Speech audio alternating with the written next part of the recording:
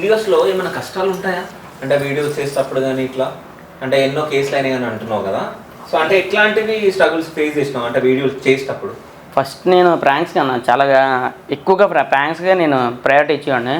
Prank చేసినప్పుడు ఒక kidnap prank video ఒకటి చేశాను అన్న. ఓకే. అది నాకు తెలియదు, కొత్త వైలేషన్స్ అవి ఉంటాయి పబ్లిక్లో చేసినప్పుడు కొంచెం పర్మిషన్స్ తీసుకోవాలని నాకు తెలియదు, నా మిస్టేకే. సరే మా ఫ్రెండ్ది కార్ కొన్నాడప్పుడు కొత్తగా, మేము హైషు నసీరు అండ్ మా ఫ్రెండ్స్ అందరం బయలుదేరారు అనమాట. అయితే అక్కడికి వెళ్ళాం, ప్రాంక్ షూట్ చేసాం 2-3 టేకులు సక్సెస్ అయిపోయింది షూట్ అయిపోయి మేము రివర్స్ వచ్చేస్తున్నాం.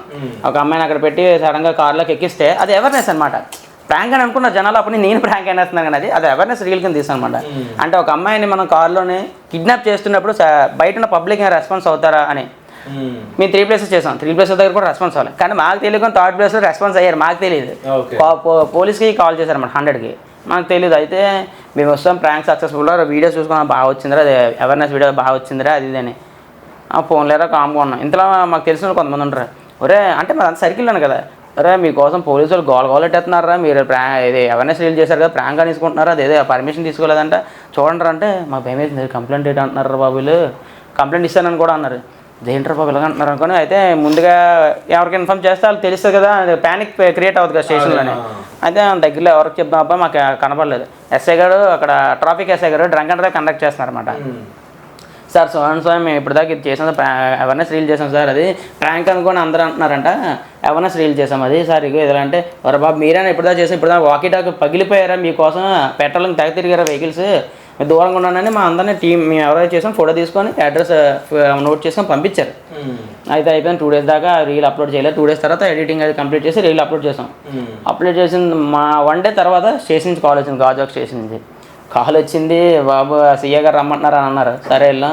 సీఏ గారు ఎవడ పర్మిషన్ తీసుకొని చేసేవారు అన్నారు. ఆయన ముందే ఎవరి మాట వినరు అలా ఉంటారు, ఆయన ఎవడ పర్మిషన్ తీసుకొని చేసేవారు అన్నారు. సార్ నాకు తెలియదు సార్ అంటే పక్కన నుంచి ఇంకో లేడీ ఎస్ వచ్చారు, లేడీ ఎస్ అనమాట.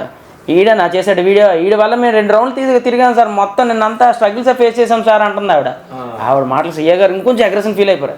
నా కొడుకుని తీసుకెళ్ళండి సార్, తీసుకొని పెళ్లి పట్టుకొని స్టేజ్లో తీసుకెళ్ళి వాయించారు వాత.